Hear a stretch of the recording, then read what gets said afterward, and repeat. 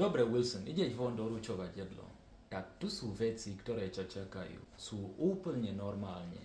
Stretneš veľa ľudí. Niektorí budú mať dobrú energiu. Iní nie.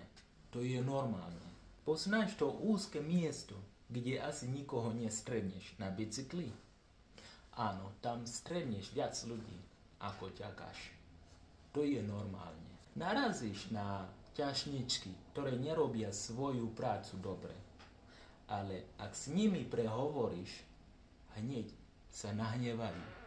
To je normálne. Niektorí zákazníci dajú PIN v Google mapách na zlé miesto. To je normálne. Ľudia sa na teba budú kričať: zles z chodníka s tým bicyklom. Ale keď pôjdeš na cestu, vodiči na teba zatrúpia. To je normálne.